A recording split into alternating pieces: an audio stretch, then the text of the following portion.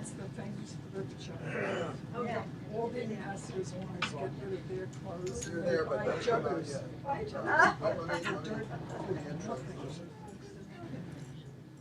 Oh boy. Good evening, everyone. Good evening. In a minute, you will actually even hear it.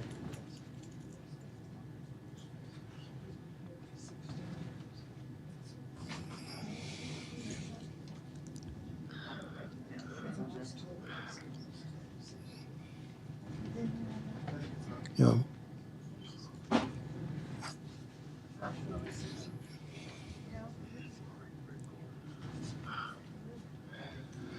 All right, good evening. Welcome to Politics and Prose. I'm Brad Graham, the co-owner of the Bookstore, along with my wife, Alyssa Muscatine, and we are very delighted to have with us Fara Dabhoiwala, who's here to talk about his new book, What is Free Speech? The History of a Dangerous Idea. Now, Fara comes at this subject not as a lawyer, but as an historian.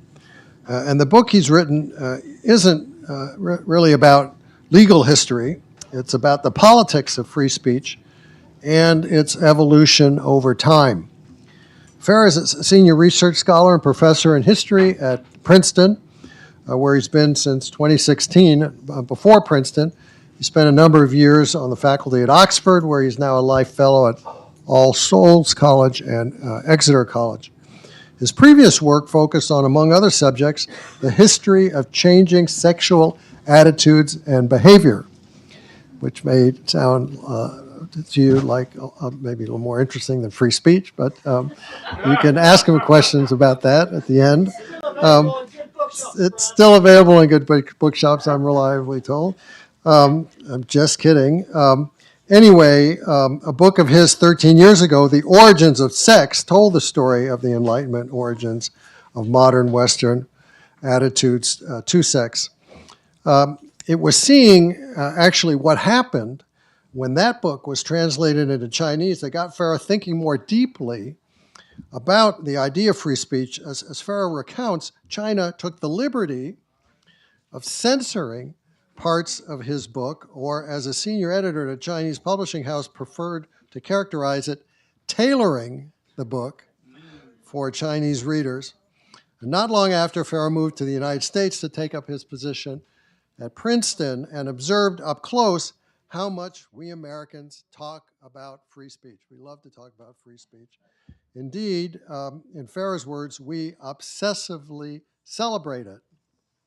It is, of course, enshrined in the First Amendment of our Constitution and treated by many of us as a sort of article of faith. But as Fara notes, other parts of the world treat freedom of expression differently. So he set out in his book to trace the history of the idea and the uses to which it's been put. And those uses, as Fara explains, have often had less to do with the high-minded pursuit of liberty and truth and with the self-interest of the wealthy and the greedy and the powerful. The idea of free speech, he says, has been perpetually manipulated for personal gain, to silence others, to sow dissension, or to subvert the truth, which takes Fara to another purpose of his book, and that is to advocate for a shift, especially in the United States, away from what he calls an absolutist approach to free speech toward a balanced approach that would weigh social consequences and consider where the limits of permissible expression should be. Now, Fara offers a lot to think about in challenging our traditional notion, an idealistic notion of free speech.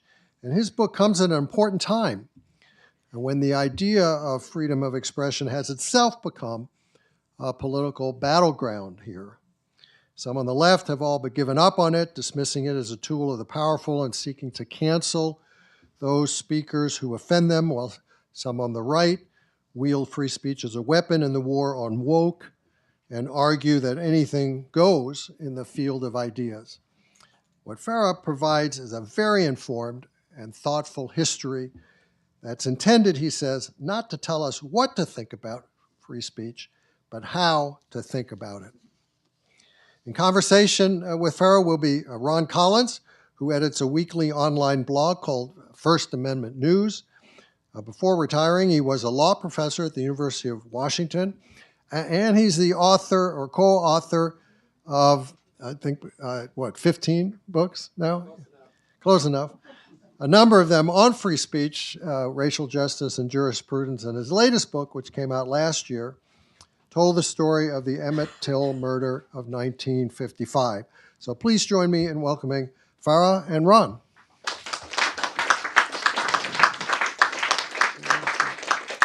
Thank you, Brad, for that great introduction. It's great to be here. Thank you. It's my first day in DC in my life. I feel a bit. It's ending well, I think, but I feel a bit like an ancient provincial intellectual from the fringes of the Roman Empire who finally makes it to Rome as the Emperor Caligula has taken power and made his horse into a senator. And anyway, here we are. Ron, you should maybe take over. Well, you've come to the best one of the best bookstores in the United States, certainly the best on the East Coast. And I say that as someone who's been patronizing this store since it was across the street. And if any of you know the names Carla and Barbara, there's two wonderful women that started this. And I'm so delighted that Brad and Lisa have continued this wondrous tradition and kept this bookstore, an independent bookstore, alive and well. And please, the way you keep this bookstore to be the crown jewel it is by voting with your pocketbook, right? And so I strongly urge you, I'm serious. Independent bookstores need all the support they can. This is an incredible book, so you can start by buying this book, all right? So now I get the dinner, right? That's really good. All right, Thank you. Anyway, so first of all, welcome to the Washington, D.C., and welcome to Politics and Prose Bookstore. We're delighted to have you. Thank you. And so free speech is about as timely a topic as can be, which is all the more reason to know something about the history of free speech, not only in our country, but abroad. And so in that respect, I'm delighted to have you here and talking about that. Now, I have to, in the interest of full disclosure, give you a little bit of an idea of what you're up against here. I spent 40 years or so teaching law, and in there we did it as we call Socratic interrogation. So you may be called to the witness stand from time to time for some cross-examination. I've vetted everything I'm going to ask with my lawyers, so if you have any ideas about suing, keep them to yourself. But mindful of that, I think we're really in for an incredible discussion with a richly textured book, which I've learned a number of things, and having studied free speech as long as I have, I'm delighted to do so. So tonight you can, Fara, you can do as you will. I hope you exercise your First Amendment right, but you will not be able to exercise your Fifth Amendment right to remain silent. With that, should we start? Yeah. Okay, all right. So as Brad said, the idea for this book came when, you were being censored. And so I guess that gave, if you will, the prompt to write the book you did. So give us, if you will, a sketch, just a thumbnail sketch of the thesis of your book. Well, I really wrote the book. I spent 10 years writing this book. Let me say that. So 10 years ago, I had this experience of being censored in China and traveling around China and realizing that every single tool of censorship ever invented in the history of humankind was being simultaneously deployed right now on the population of China by its communist dictatorship. And that they were not only doing that, but they were inventing new forms of censorship as they went along, and indeed taming the internet, which 10 years ago, most people still thought quite optimistically was a liberatory tool of communications technology that would lead to greater freedom. Anyway, the Chinese were disproving that. And it was really unpleasant experience to see what was happening there and to talk to people who were suffering under this. And I came back from that thinking, well, I believe in free speech. We all do in the West. And yet we can't ever agree on what that means. Within our societies, we're constantly fighting about it. And across nations, internationally, we have very different concepts of it. So I simply set out to try and understand why that is and where that comes from. And as a historian, I knew that the answer, and my book vindicates it, I think, the answer to what free speech is can't be arrived at from first principles. You just can't do that philosophically or legally. You need to understand how we arrived into this international mess. And so I set out to trace the origins of the idea, the development over time. And I think I figured out why we're in such a mess. That's the optimistic, that's the positive outcome. The negative outcome is that free speech is an essentially incoherent ideal when you really drill down. The problem with it is that it is not a coherent set of ideas that have been developed by great thinkers of the past. We all like to think that probably Milton figured it out, and Orwell and John Stuart Mill and all these great justices of the Supreme Court. And unfortunately, that's not true. If you look at the way in which this idea has been developed over time, it's really always been a weaponized slogan. It's been a politicized, weaponized slogan. It is now, it's always going to be, because the idea of free speech, in order to work, has to deny some very basic things about communication itself. For example, let me just give you one example of that. The strongest arguments for free speech, especially in America, pretend that there's a distinction between speech on the one hand and action on the other hand. That's a kind of premise of a lot of jurisprudence and other thinking. And that's simply not true. Speech is an action in the world. Voltaire once wrote to one of his friends saying, "I write in order to act."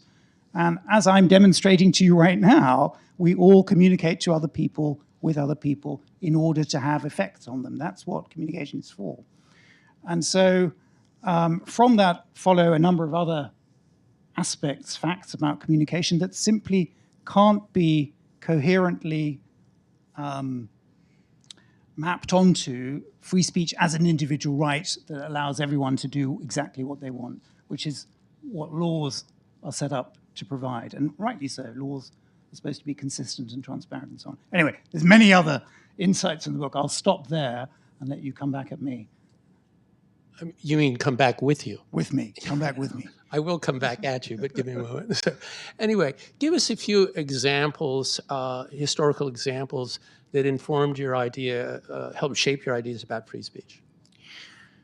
Well, I mean, you have to start by realizing that for most of human history, free speech is not really, as we now understand it, is not really an understandable notion. Because people in the past, up until the 18th century, by and large, all understood that speech was a powerful action in the world. We now know, everyone knows the rhyme, "Sticks and stones will break your bones, but words can never hurt you." That's a 19th century coinage. It's a very modern way of thinking about things. People before the 18th century had exactly the opposite view of it. There's a great biblical Old Testament verse about how the stroke of the whip can break your flesh, but the stroke of the tongue will cleave your bones. You know, that words are very, very powerful, and that they can have effects in the world, and those effects can be really harmful. So before the 18th century, people understand that, and they're particularly concerned with the harms of slander and untruth, and the dangers that those things produce, not just for individuals, but for societies as a whole. Riots, pogroms, demonization of other people, leading to violence, and so on. So if you see the history of free speech as emerging out of a worldview where people understand the power of speech, then you have to ask, why does it emerge? And that, as my book shows, is a question of politics and underhanded, self-interested sloganeering, as well as a lot of noble efforts to advance truth and increase democracy and the rest of it. A Pulitzer Prize-winning author was the late Leonard Levy, a friend of mine, who wrote "Suppression of Liberty and Emergence of a Free Press," the preeminent, at least for his time, free speech scholar. And like you, he emphasized the importance of Thomas Gordon and John Trenchard. Can you talk a little bit about those two men and what you said? You say, in your words, they helped to invent an entirely new way of thinking What was that way of thinking? Yeah. Can you tell us about that? So the First Amendment of the United States Constitution is completely unique in the world in the way that it frames freedom of expression in this absolutist sense. There have always been, since the 18th century, two ways of thinking about free speech and articulating it legally and theoretically. One is that it's a balance between rights and responsibilities. The whole world operates on that model, which presumes also that it can be abused and shouldn't be abused. And then you have the American exceptional statement in the First Amendment. And as previous scholars have noted, that goes back to a very powerfully influential series of political tracts penned by these two London journalists in the 1720s called Cato's Letters.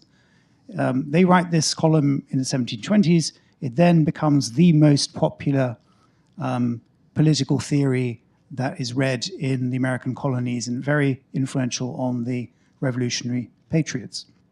So they get all their ideas about liberty primarily from texts like that, and their ideas about free speech especially.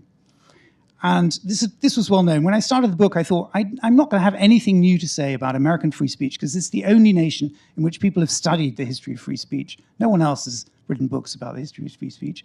So partly I was trying to kind of catch up with that. But I thought, well, let me just investigate who these guys were, because no one seemed to have been able to figure out who Trenchard and Gordon really were and why they were writing, why they came up with this completely original set of slogans about free speech that still inform American attitudes today. And part of what they write in the 1720s is things like freedom of speech is not just a right, but it's the most important basis for freedom.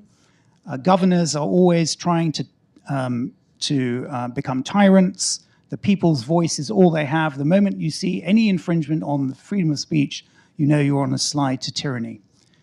The people's voice cannot be and should not be suppressed. Anyway, it's wonderfully uplifting stuff. You can see why in rebelling against tyranny in the 1760s and 1770s, American patriots took heart from this. But the thing is, I came to it from the other direction. I came to it realizing that until the 1720s, no one had ever articulated anything like this idea. On the contrary, all the journalists who are writing about the freedom of expression and liberty of the press in the 17 teens and 1720s are very aware that the liberty of the press has only made worse all the existing problems of slander and lies and public discourse being corrupted by money. And if you look at people like Daniel Defoe and Jonathan Swift and the other great writers of the period, they don't articulate a very clear sense of liberty of the press as a theory, because everyone knows this is an incredibly subjective slogan. When you want freedom of expression for yourself, you say, I stand for freedom of the press. Opposition politicians are always doing this.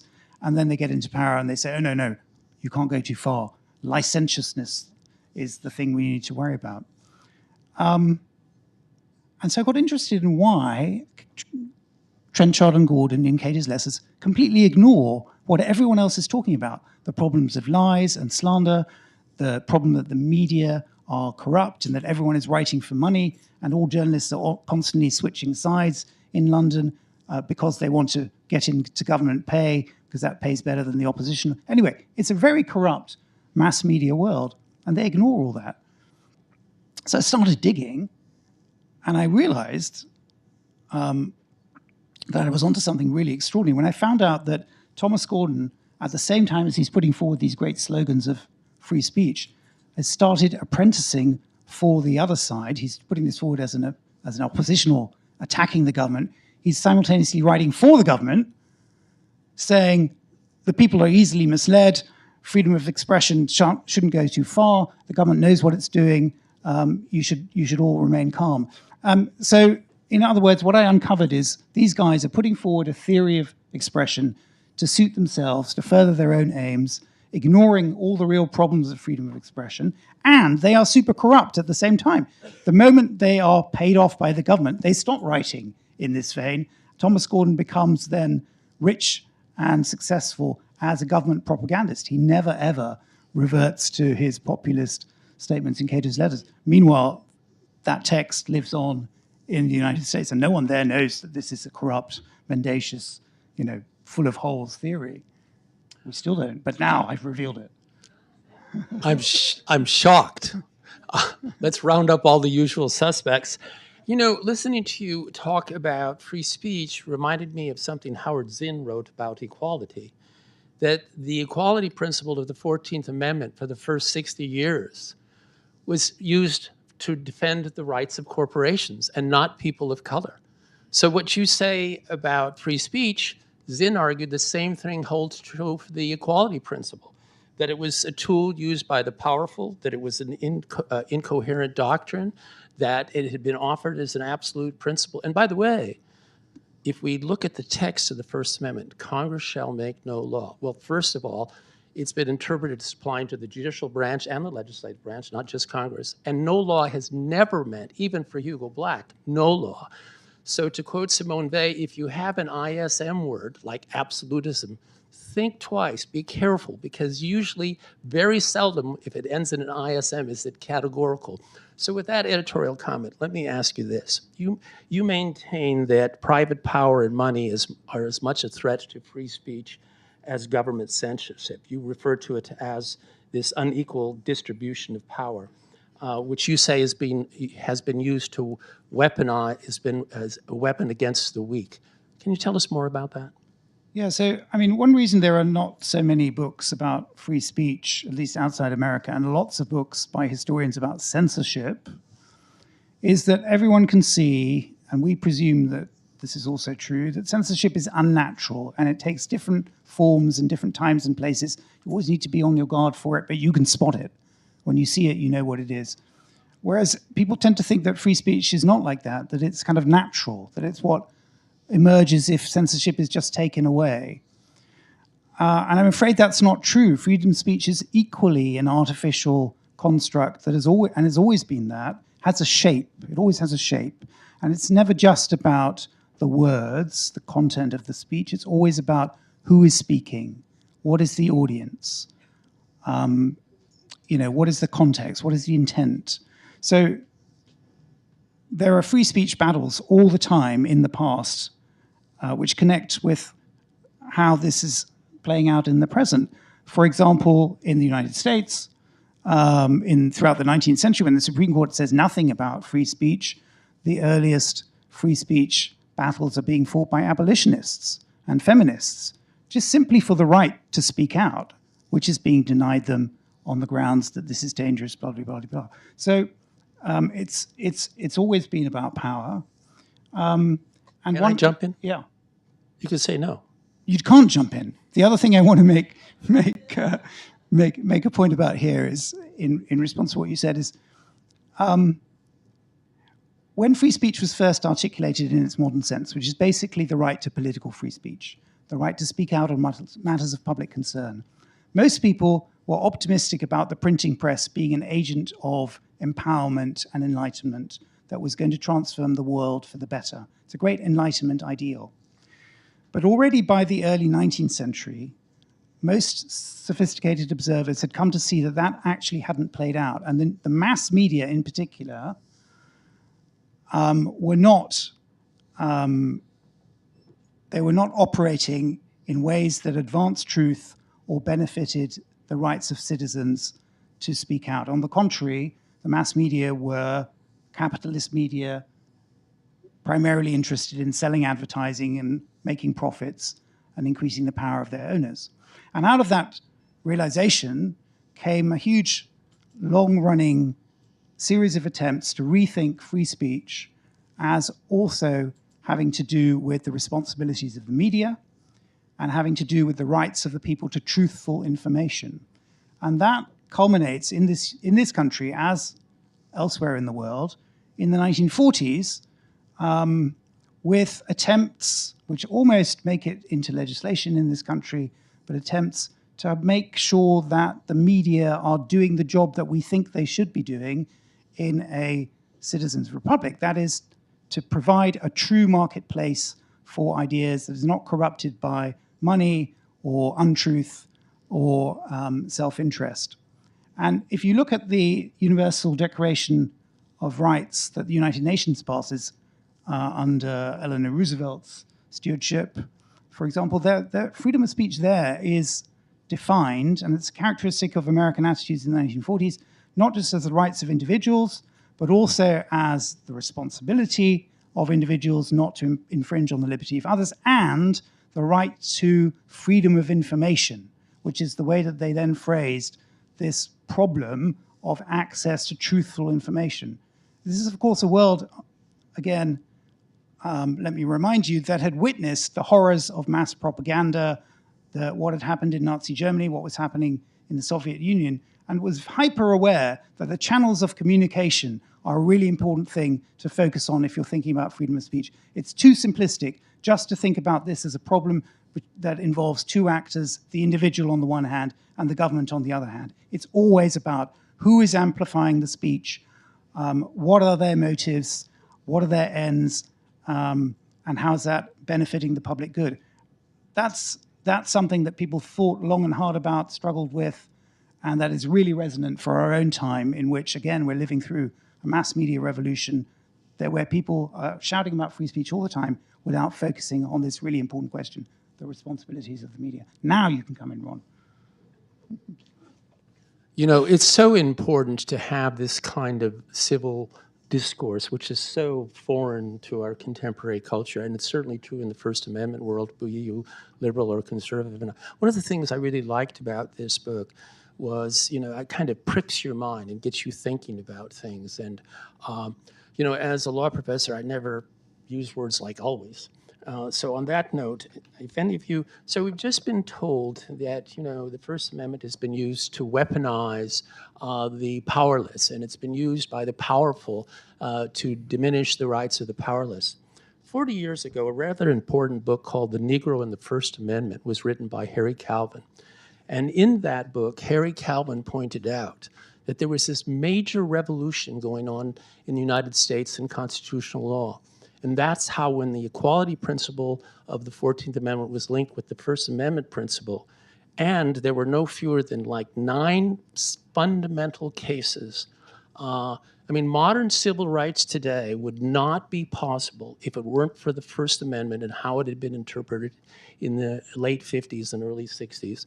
And I think, you know, when you make some of the statements you do, Fara, I've noticed it more and more often that somehow the importance of the civil rights movement and those seminal decisions, New York Times versus Sullivan is one of them, you know, that incredibly fundamental case would have never been possible if it weren't for the civil rights component. So what is your view when you say, you know, it's been used by the powerful against the powerless? How do you respond to the fact that the NAACP, that one of their most important tools was the First Amendment? Very happily respond to that, because it's absolutely core theme in the book all the way through. So if you think about this in large-scale terms, one of the things that comes out of the book is that free speech is an idea invented in the 18th century by the kinds of white men who then go around the world telling other people to shut up. You know, women should shut up. Brown people should shut up. Native people should shut up. Black people especially should shut up. Slaves, absolutely nothing can be heard from them. And I got interested in how this plays out in the 19th and through the 20th centuries in all these places around the world where you can see this happening in the politics of the time. And what you find is not just that free speech is a weapon of the powerful and that it's defined in ways, for example, by the British in India that allow them to maintain their hegemony and not allow dissent, especially by the native population. But of course, it's also a very powerful ideal that then can be reappropriated by the powerless, by the silenced, by those who are supposed to shut up, which is part of its history and part of its appeal even today. Of course, we all think that for voices that should be heard, they should appeal to the principle of free speech. And so that is part of the story too. So I talk about the long history of that, the uplifting history of that, and it goes back much further than the 1940s and 50s in this country. The first famous person to articulate that the First Amendment should apply as a national right is Frederick Douglass. He says at one point that civil war would never have broken out if the First Amendment had been properly interpreted. Because, as you may know, before the Civil War, the speech of abolitionists had been regularly suppressed violently and otherwise as not falling within the right of free speech.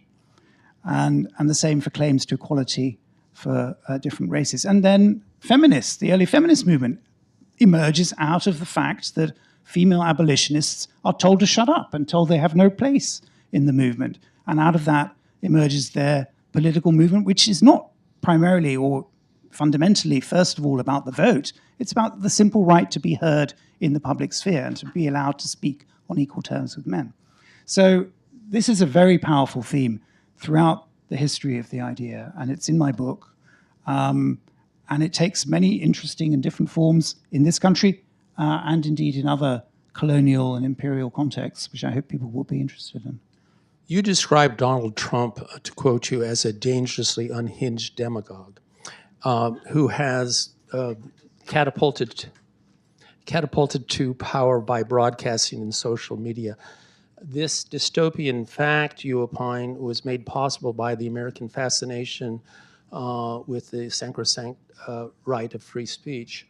Let me push back on that just a bit. 40 years ago, Neil Postman wrote a book where he essentially predicted exactly what's happening in the United States today. The book was called Abusing Ourselves to Death. I suspect it's available here, and it's the latest edition.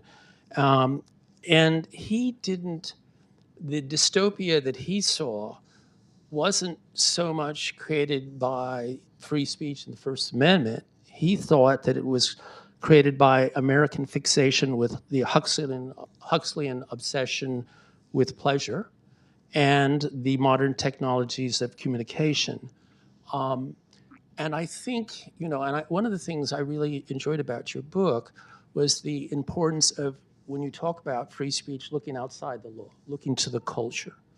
We live in a highly capitalistic, highly advanced communications culture. And it seems to me that your real gripe isn't so much with the First Amendment as it is with advanced technology, about which we'll say more in a moment, and capitalism. How would you respond to that? I mean, first of all, I have no gripes. I've just written a fantastically readable book that I hope people will be interested in. I have no axe to grind here, but I do think that one of the problems of our modern world is we have far too simplistic an understanding about what free speech is, and we constantly get into short-circuiting important political questions by shouting about censorship and free speech rather than focusing on the actual issues. But I'm glad you raised the point about discourse, because another central theme of the book is that, which I've already alluded to, is that really the question of what kind of media universe we live in is always central to how free speech is interpreted and what its effects are in the world. Every single moment in the last 300 years that free speech has become politically especially charged has been a moment of media revolution.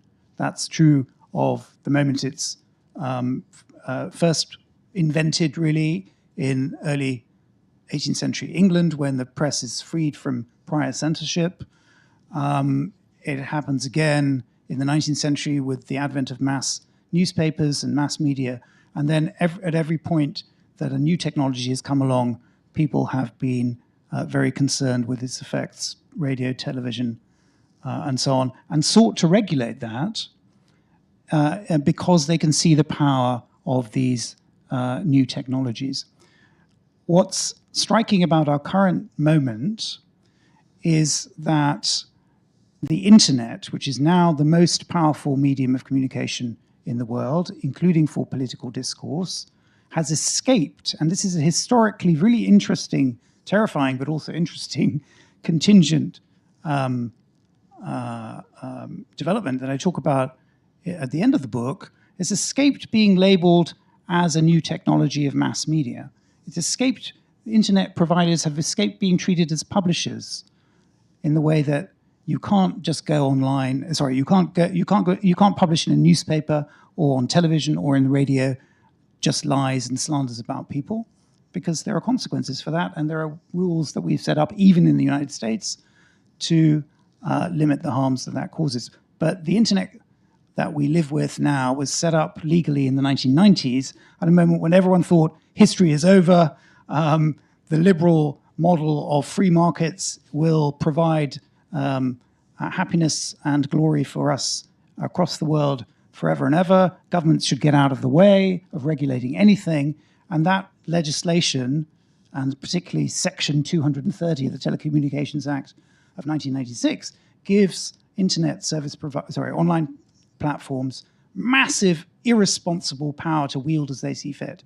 As everyone knows, probably in this room, on the one hand, they may censor as much as they like, on whatever grounds they like, anything that anyone posts on their platforms. And they use this power endlessly through their algorithms, of course, to manipulate what people see and what is amplified and what is suppressed. But on the other hand, legally, they are absolved of any responsibility for anything that anyone posts. And American internet companies have used this around the world to claim that they stand for free speech and are against censorship and wreck truthful public discourse everywhere that they go. Because in Myanmar, in Burma, in India, elsewhere around the world, it is much more profitable and much easier just to regulate as little as you can of what people post, even if it's racist bilge, even if it's untruth about medical and political matters that is really dangerous, because the business model points a different direction. The incentives of these mass media companies are not aligned with the public good. That's always been the case, but somehow in the present moment, we're slow to catch up to the fact that it's happening again. So with each new technology of communication, there are certain benefits and there are certain costs. So let's turn the clock back in time to 400 BC, Plato's Phaedrus. You're the historian, so Fine. It's not my period, but I'll try. Okay. Well, let's see how you do. So in the Phaedrus, there's this discussion, and Socrates talks about this myth where, and it's an Egyptian myth, where there's two divinities, and they're talking about the invention of this new communications technology, writing, yes. right? Yeah. And they the two divinities go back and forth, and Socrates makes the case against writing. He says discourse is communication between real people in real time, all right? Yeah. Whereas when it's written, it becomes absolute, it's dead letter, and what have you. So some of the very things that concern you, they go back in time. Now, so Socrates, I thought, made a very strong argument against writing. But there was a fly in the ointment. And this is true of communications technologies general. We wouldn't know about Socrates if Plato hadn't written it. So, yeah, I don't know what to say to that, Ron. But I mean, I'm not against the internet, far from it. I just think. But what do you think about Socrates' point that discourse really is communication between real people in real time? Yes. And that the writing, kind of kills that. I don't think that's true. It's a different kind of communication. Anyone who's sitting in a bookshop knows that the inordinate pleasure of being swept away by good writing, whether it's fiction or nonfiction, you're transported in a way that nothing else can do. So there's different pleasures and different things that are accessible to one in different media of communication. The internet is a great example of that. One thing that's a problem with the internet that is related to the question of free speech is that it's much easier, it seems, for people to be uninhibited and say things to other people, even to strangers, that are really vicious and nasty in the way that they would never do in person. And secondly, for that to be massively amplified on a scale that is unprecedented, so that you get millions of people piling onto something online that creates these, canceling pogroms, for want of a better word. It's not a good word to use, but I'm sorry. And so, this is technology that's very powerful, and it leads to new problems that we need to face and hold the companies that are profiting from it responsible for. In a few moments, we're going to allow you to exercise your First Amendment right, all right, to ask questions and comments, and this microphone is right over here. One last question. Do any of you know the name Christopher Hitchens? Right? Yes. Mr. Hitchens used to sit right here with his flask, and Carla Cohen was over here, and talk about a provocateur. Whoa. And he, with almost cerebral vengeance, went after the Islamic faith, the Catholic faith. He wrote about Mother Teresa in a book titled The Missionary Position. And he didn't give a dime to anyone. Hate speech? Because in many countries, what Hitchens said about faith and other things would be deemed as hate speech. What's your view on that?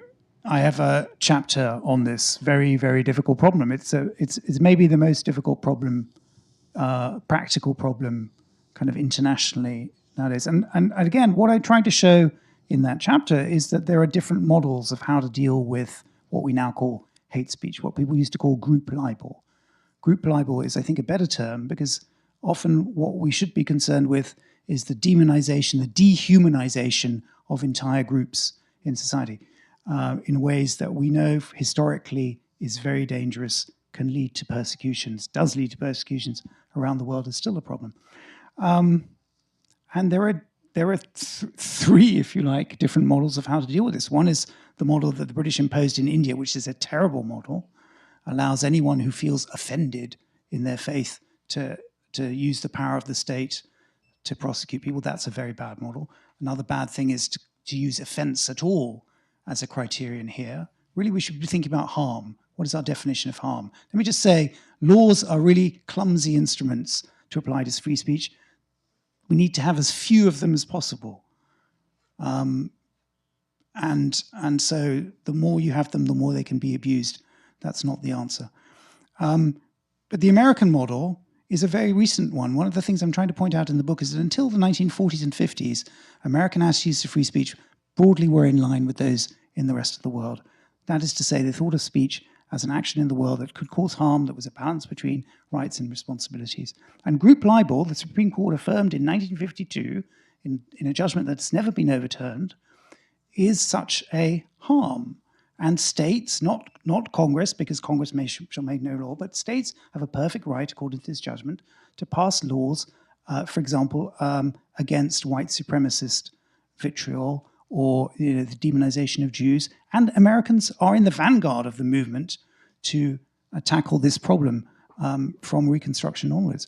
So it's a very knotty problem.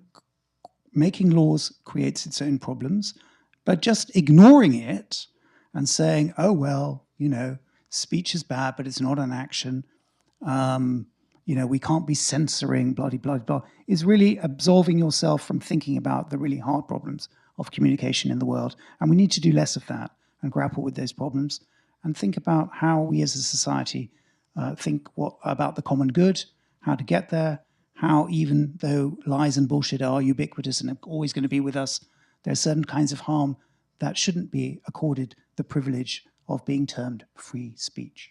Now, I know that you're all waiting to exercise your First Amendment right and come to the mic, so don't be shy, all right?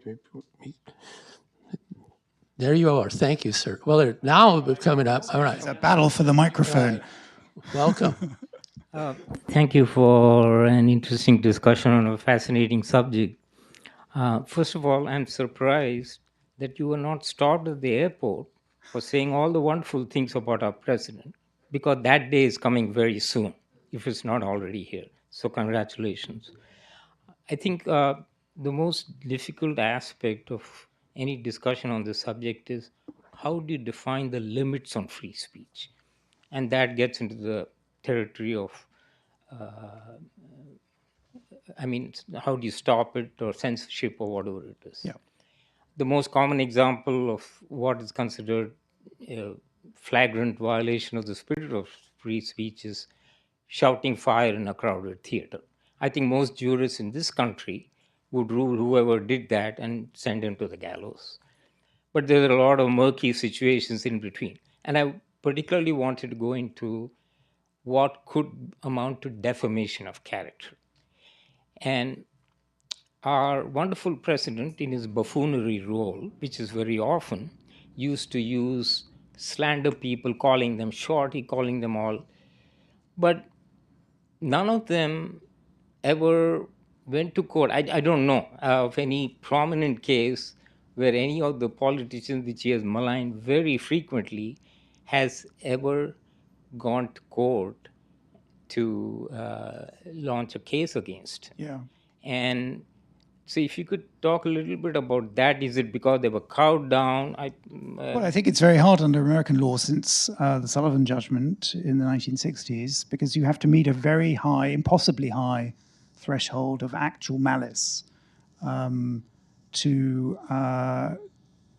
be found culpable for defamation of a public person. And as I talk about it in the book, and as Ron said earlier, the Sullivan case, which the New York Times versus Sullivan, which is now held up to be a great kind of bulwark for the free press, and civil rights, which it is. It was essentially a civil rights case. That's why they came down so hard and so strongly on the side of the New York Times. It's not really a free speech case to begin with, or it's not taken up for that reason. It's taken up because it's a civil rights case.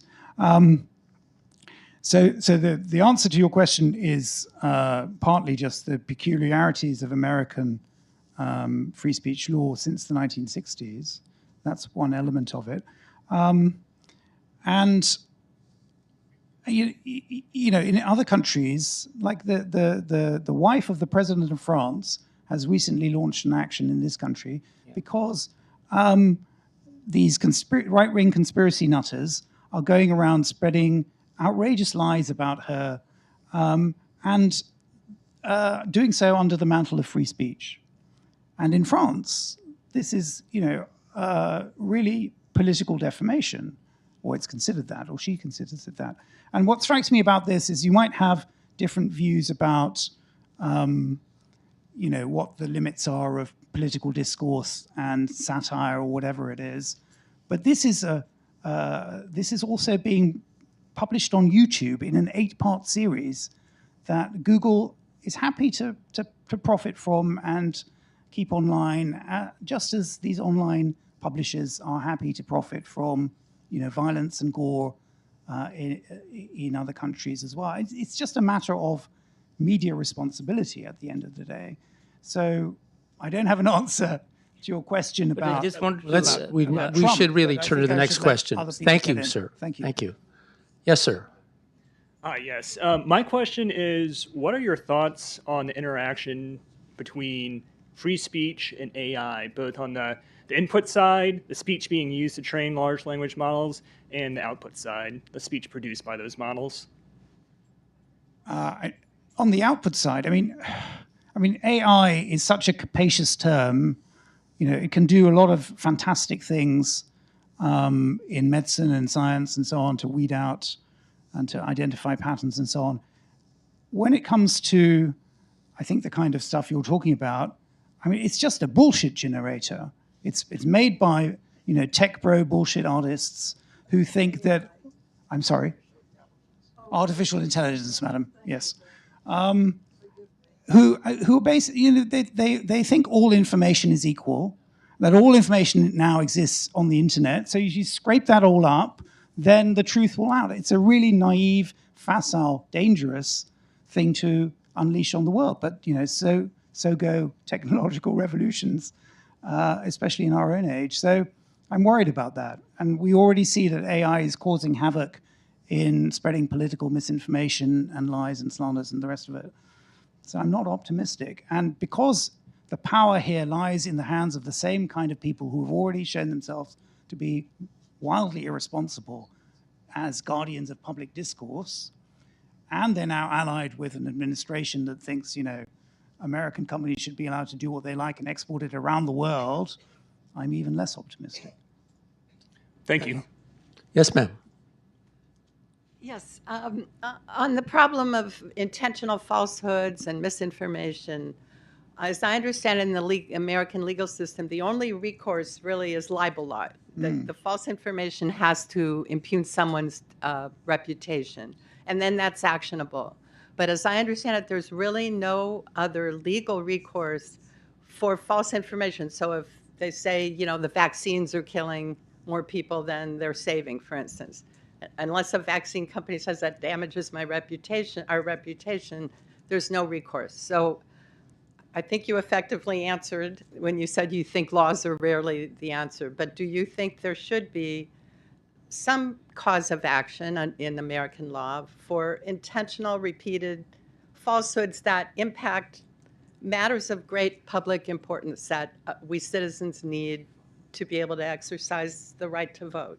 Absolutely. But again, trying to legislate on this is a much harder thing than trying to hold media companies to account. And can I just say, this is not about deciding the limits of what can be said. That is a really hard question for us, especially in this giant country, to be able to legislate nationally.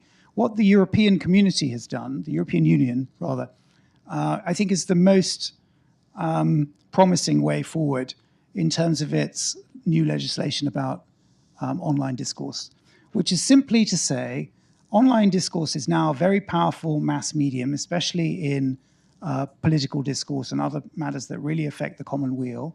It's not just about social media and people being friends and trading jokes. It really dominates political discourse. And so these companies have a responsibility simply, A, to tell us what their moderation principles are. What are their limits that they impose? Because we know that they must have rules. We know their algorithms are, censoring all the time. Just tell us what the rules are on your platform, and then show us that you're enforcing those transparently and equitably. That you're not censoring people. Let's do this in the language. The language of censorship is a good one to use because everyone knows that censorship is bad. So you are censoring. Tell us how you're doing it and why you're doing it. That you're doing it fairly, and then to impose on them the responsibility to report this publicly, and all this proportionate to their power. So a tiny startup with 5 people talking online has, much less to do than a giant conglomerate that really is making a difference in the public sphere and profiting hugely from it. That, I think, is a way forward. And, everywhere this has now turned into a struggle between American corporations that don't want to do this and societies that think that it's worth doing. And I think it's worth doing. Would you apply those same principles to the printed press? I think they already apply to the printed press. That's one of the curious things about the technological revolution and the way that the laws have not held up. For example, they also apply to broadcast. I mean, the Dominion case was, the lies about the election in 2020 that were then amplified and spread by Fox News created a lawsuit by the people who were slandered by these lies, Dominion, the maker of voting machines, and they were clearly right. The lies were being spread all the time. They had to settle, or they chose to settle, didn't come to court. But that's a good example of how those, even on Fox News, you can't just blatantly lie your way around the world. You can, but not in that particular case. Next person. Even that was a defamation case. They had to show yes. their reputation. Indeed. Yes, ma'am. Yeah. Hi. So my background is science policy, which is a little, over here compared to this conversation. But I worked a lot in open science policy, which I think on the surface seems really attractive, right? We fund something, we should have access to that data, to the publications and all of that. But you at some point reach an issue when you think about like sovereign nations, even within the United States, and data science, like data sovereignty, right? So an indigenous community should or should not be able to choose how it shares its data with everybody else in that sovereignness of their nation. And I think about the parallel of that to speech and how people have opted to have oral histories because the internet and written language is a form of data. And so how do you reconcile in this environment how we think about how people choose to open up or allow their language to become data or used by others? Thank you. That's a really, really deep question. I mean, I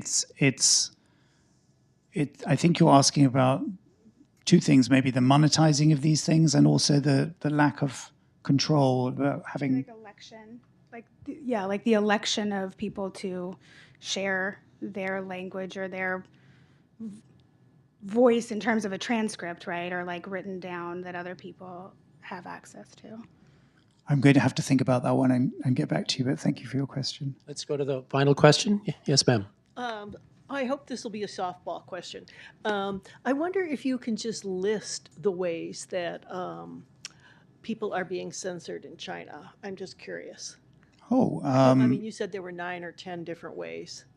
I mean, there's pre-publication censorship. Nothing can be published except by an official publishing house, which is itself an organ of the state. And as my own tiny experience illustrates, everything is scrubbed clean of dangerous ideas. And then there's much more on a huge scale, post-publication scrubbing of anything that is deemed inappropriate. And so what you have is a really vastly online population that are constantly posting things and commenting and so on. But then you have this huge invisible population of millions and millions of online censors who are constantly scrubbing and checking and removing stuff and closing down accounts around the clock, everywhere, all the time. It's extraordinary.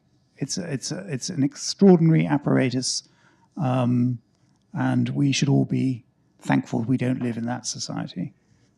One of the key tenets of the First Amendment is freedom of association, which we're exercising here, freedom of speech, which we're exercising here, freedom to print, which is this bookstore, and also key to that is dissent, all right? And dissent lives when people exchange dangerous ideas. And in that respect, this book is filled with them.